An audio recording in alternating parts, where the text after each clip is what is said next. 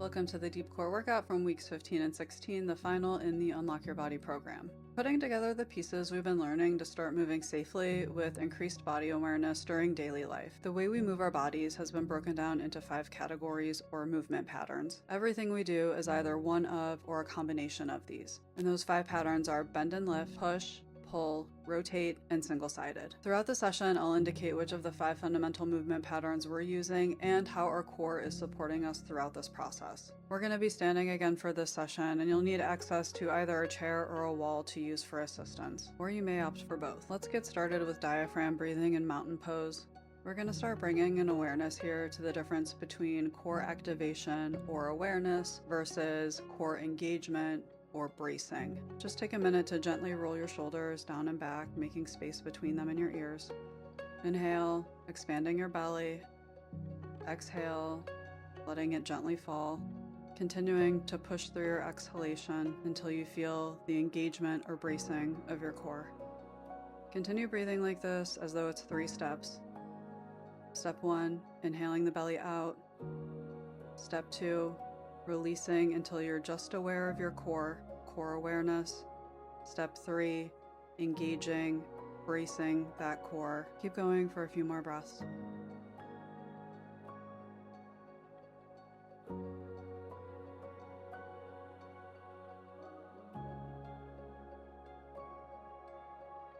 Moving into elevated push-ups against the wall or a chair if you're using that option. Position yourself as you would for an elevated plank.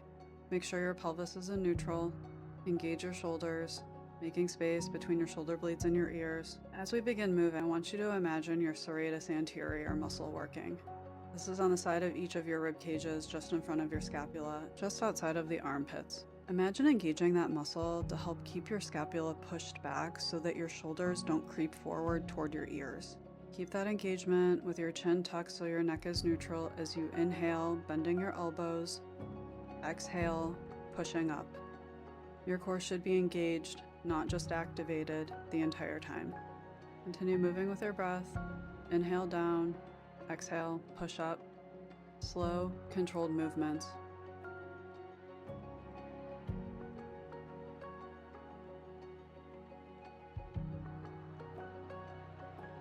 Moving into forward fold pulses.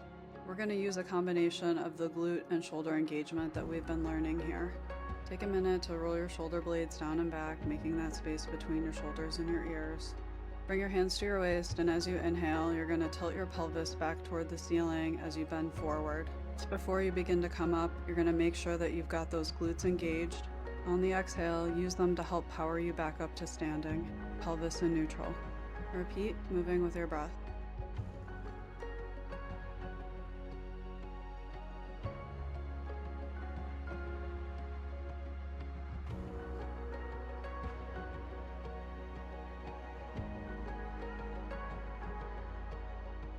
Should notice how you feel this stretching through your hamstrings as you pull your pelvis back into an anterior tilt, leaning forward, keeping your shoulders engaged, feeling it all the way down the hamstrings. Engage your glutes like we've been doing.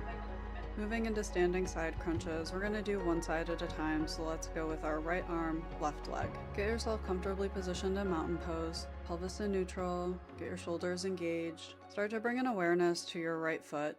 This is where you're going to begin to shift your weight. On your next active exhale, bring your right elbow toward your left knee as you brace your core, while keeping your shoulders engaged. This means you very likely are not going to be able to touch your elbow to your knee, and that is completely fine.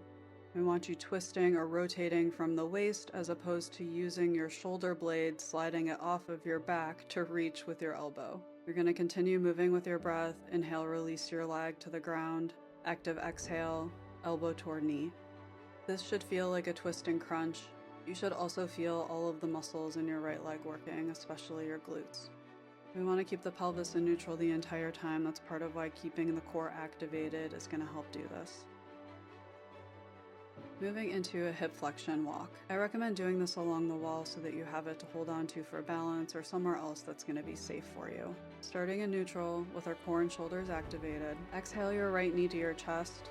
Inhale, stepping forward. Exhale your left knee to your chest. Inhale, stepping forward. These should be fairly small steps. We're trying to focus on just keeping our body as sturdy and stable as possible while we move to help with balance. This is one of my favorites for injury prevention. I can't tell you how many times I've tripped over something, and it's that one-footed balance that's gonna make or break you, literally.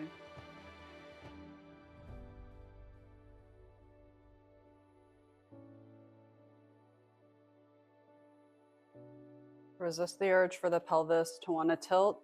As you step forward, keep it neutral. Exhale. Use the ball of your foot to help you keep your pelvis in neutral. All right, good job. Shake it off. We're going to move through and do this one more time. And on this round, we're going to focus a little bit more heavily on the functional movement side as opposed to form cues and core involvement. Moving back into our diaphragm breathing and mountain pose. This time when you inhale, instead of inhaling your belly all the way out in a completely relaxed state, I want you to keep just a little bit of core activation. Continue to exhale, releasing, and then pushing further as you brace or engage your core. The reason I'm having us do it this way this time is because often when we're moving through daily life, we want to be able to have a slight bit of core activation as we're moving, because this is what helps us keep our body in place.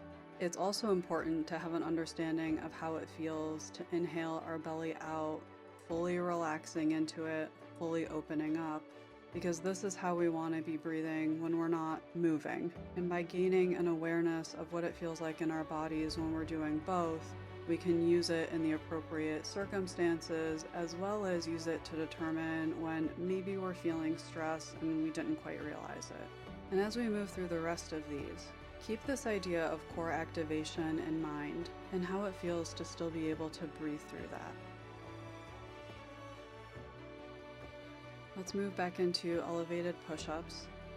Let's take this idea of core activation and engagement into this movement now. You'll probably find that you're engaging your core somewhere in between the last movement. You may not feel like you need to brace quite as tightly as you were when you were pushing through with the diaphragm breathing, but you're bracing a little more tightly than just having your core activated. This is your baseline for protecting your spine, and this is what you want to be able to inhale and exhale through. So just focusing on this as you bend your elbows on the inhale, and then exhale, pushing up, using that total core engagement and activation to help keep your body positioned correctly here. This core activation and engagement is necessary and supporting these push and pull movements that we're doing in addition.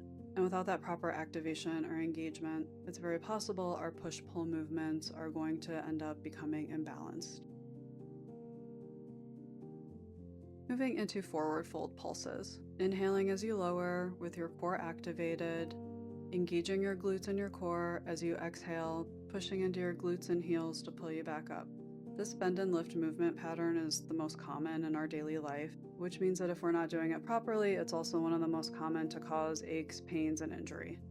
By shifting our pelvis into an anterior tilt and shifting our weight into the back of our body, our glutes, and our heels, we're taking pressure off of our low back and our shoulders and our mid-back. This is also a prerequisite to squatting. We first have to learn this proper bend and lift motion, glute engagement, keeping our shoulders engaged, before we can start dropping even more weight into those glutes.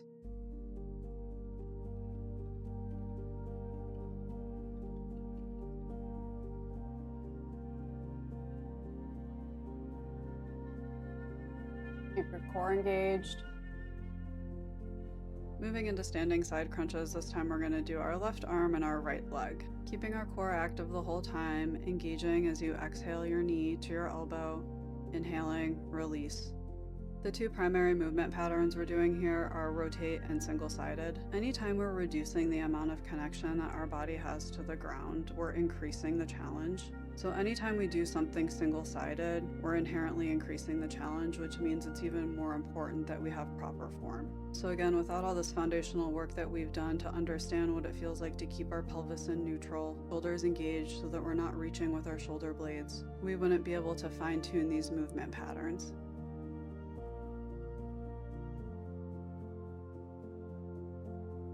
Really using my left glute at the top, help me keep my balance, pulling my inner thighs toward one another.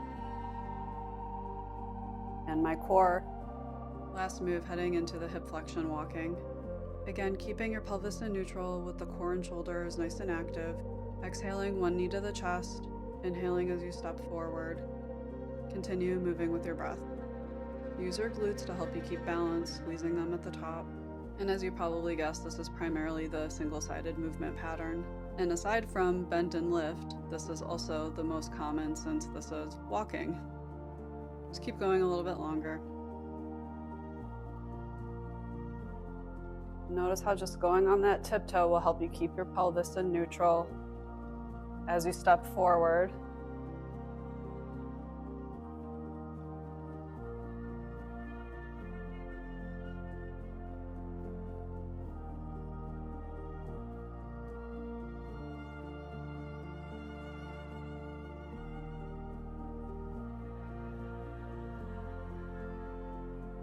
That's it. You're done. I really can't believe I'm saying that you're done. I really hope this has been informative and has helped you find ways to get a little bit more comfortable in your body. Thank you so much for joining me on this journey.